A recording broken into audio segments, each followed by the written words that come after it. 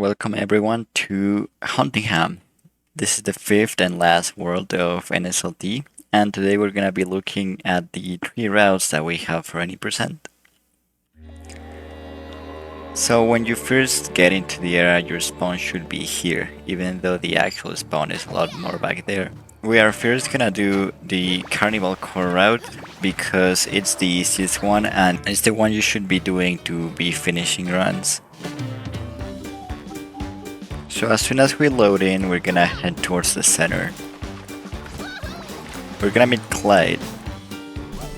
After skipping through his dialogue, we are going to head immediately to the right. Make sure not to pick this timer because you'll go slower. As you can see here, the coins slow you down a lot compared to if you just didn't have the coins to begin with. If you're in a good cycle, you should have this ticket at the top. You can jump on top of it to reach the top of the minigame with a single bomb hop. We're gonna grab the coins in the diamond and then finish the minigame by diving here. This gives us the ticket. After the cutscene, we move forward to grab it. And now we're gonna dive towards this foxhole. Now this is a pretty interesting fight. What you're gonna do as soon as you finish with the dialogue is that you're gonna head towards the platform on the left. Here you're gonna double jump and you can actually kill all the enemies in some sort of rhythm and a pattern. Then we're gonna get some bees on a diamond pattern, so make sure to hit all of those. And now we're gonna be on this last platform. And here's gonna spawn flowers and ghost. So if we set up the platforms, we should be able to have a rhythm on the way we can kill them. We're now gonna grab the ticket. Make sure you dive towards diamonds on the left. This way you can go towards them while the cutscene plays. And now we're gonna head towards the cards at the very end of the hallway.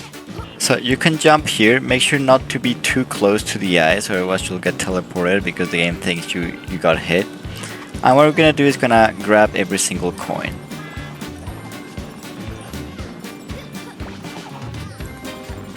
Make sure for the last card that you don't actually dive towards it.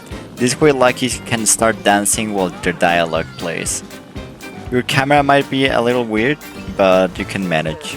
Finally, if you don't have enough coins, make sure to break some of the boxes to have enough for the 300 coins. And then we can leave. For leaving, make sure to grab momentum before grabbing the page. This way the dialogue cutscene plays while you grab the page.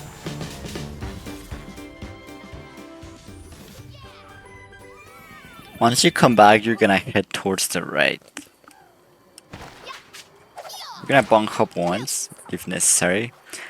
And what you're gonna do is that you're gonna grab a very tight angle to immediately dive towards the left. This is because otherwise you'll get a dialogue with them and we want to skip that. So if we do a hard left as soon as we can, we should skip that dialogue. For Terror Train, we're gonna grab the secret page and the main page. So this is just about moving forward as fast as you can until you get to the main page, to the secret page. There really isn't a lot going on at this time. We're gonna bunk up here once, just because I feel like it's faster. So this is where the main page is. What you're gonna do is dive towards the B, double jump, tail swipe, and that should give you the hidden page. There is a chance that you may grab it with the tail and it doesn't trigger the hidden page, but you do actually get it, so make sure to pay attention towards the HUD. Now finally for this part, what you're gonna do is that you're gonna dive and immediately head towards the left while also diving. Then double jump, tail swipe, dive, and mash the jump.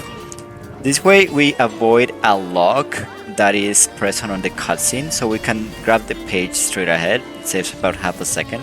But if you don't keep jumping, you might soft lock because the game will put you on the lock and the cutscene lock state, but will not take you out of it, so you will need to restart the level. I will now explain HH skip.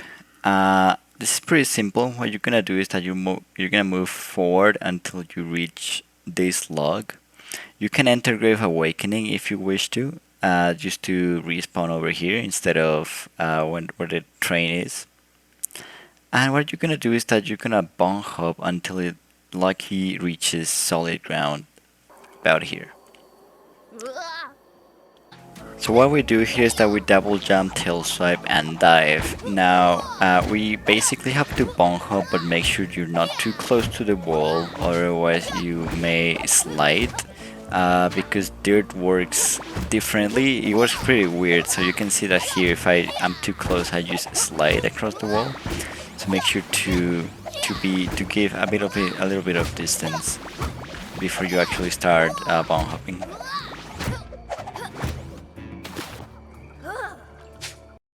Once you reach the final island, you can either go around while bump hopping to reach the other side faster, because here in the middle is gonna be a dialogue. Your goal is to bump hop on top of this tree, and the geometry can be a little bit weird, but it's not risky. You can then walk across this and jump towards the bridge. Now this door would be locked, but you would come from the dirt, from the ground, and you would try to get the cutscene skip by entering with a certain angle.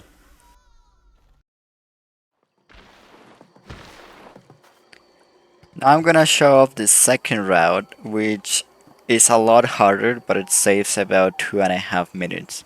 Over HHScape, of course. So this is Frogscape. What you do is that you're gonna pick up this frog, you're gonna head towards here on the bridge, and then you're gonna align yourself in a way where you're at the left of this diamond on the wood, and Lucky is on the middle of these two lines also on the wood. Then you're gonna line your camera where so that the hole that is between Lucky's ears has this pole of the bridge. And what you're gonna do is press forward and immediately release the frog with Y. The reason I say press forward is because there are times where Lucky might drop the frog behind him for some reason, so this prevents that from happening. So we're gonna just press forward and tail swipe, and then we're gonna try to do what's basically a coin jump but with the frog. As you can see, I missed, and it's really hard, so here's just a demonstration. Así sucede cuando pasan. Esto no debe pasar.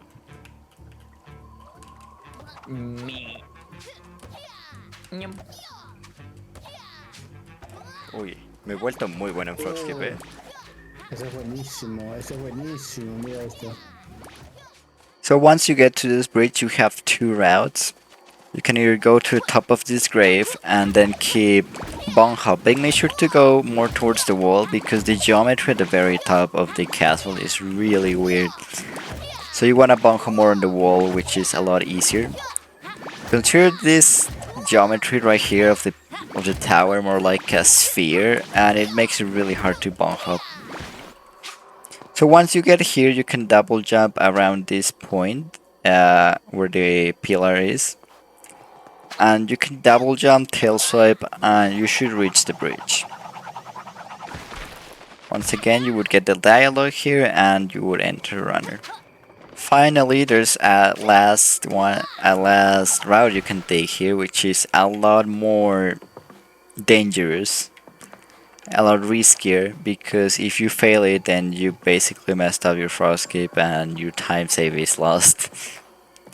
So what you can do is that you can actually just double jump, tail swipe, and dive. Make sure to immediately be pressing the double jump button, just to not touch the hitbox that will teleport you back. This one's a lot riskier and should only be attempted on very tight PVs or world records if you want, just because it doesn't really save a lot of time compared to the previous one.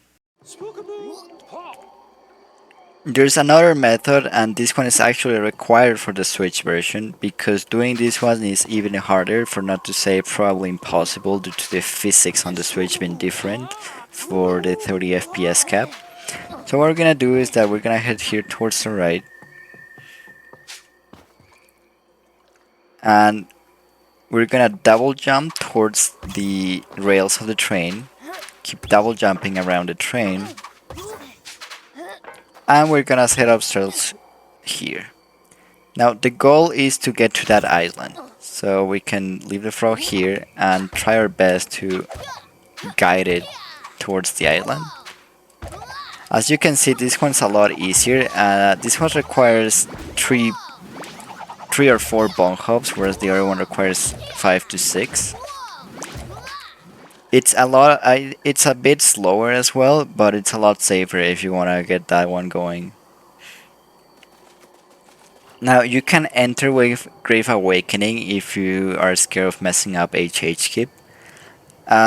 Just to make a checkpoint and respawn here, because if you were to fall off, you would respawn back in spawn. However, this time we're not gonna go around, because we do actually want to get into this level, since we shouldn't have any pages by this point. Here I have already triggered the dialogue, but the golem would talk to me and would respawn me about here. So it would teleport me from here to here, but I would get a dialogue, so make sure to skip it once you can get to the runner. Finally, once we enter the runner, it's gonna be pretty simple. We're gonna collect all 4 pages.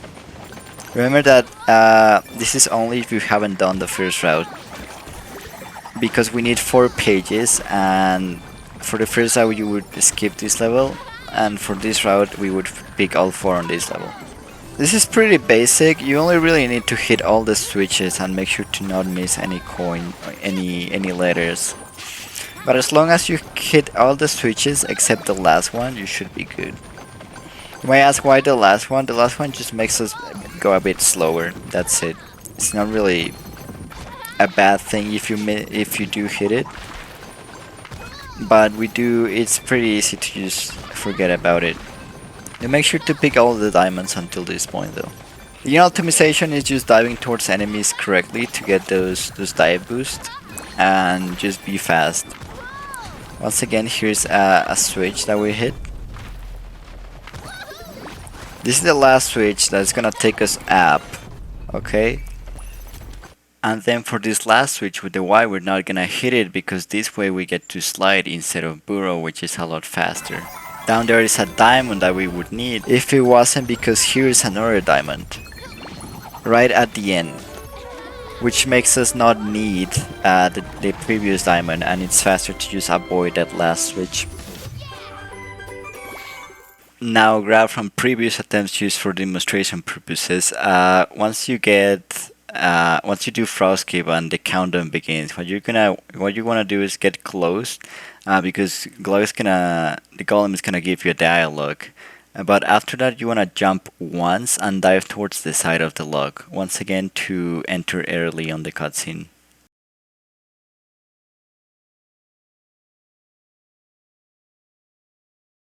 For the Jinx fight, let's start with a couple of things. No, you cannot skip this cutscene. Yes, you do need to mash through this dialogue. And finally, no, there's no way to speed up the fight. Jinx has 3 main attacks. He put up these waves that only hit you after they start the animation of expanding. He has the laser, which also do damage to you. And he moves the platform, which is not really an attack, but can mess you up sometimes. Now Jinx is kind of a hard fight because unlike all of the other bosses, you don't get multiple hearts every time you hit Jinx. You can only get 1 heart every round, every phase per se. So you need to be a lot more careful with your hearts and without being hit. Now, I said there was no way to speed out the fight in terms that there are no any major glitches. However, there's optimizations such as killing these goes fast. Now here I'm gonna do a slow Jinx where I hit him once and then I go back to a platform. As you can see, it's kinda slow, so there's also a way to speed up Jinx, but it's not really a glitch. Now the correct way to hit Jinx is just to keep diving towards him forward. If you don't move this stick, because if you move this stick you'll miss the humming. If you don't move the stick, you get to actually reach Jinx in every dive you do, which is a lot faster than having to wait for him to come back.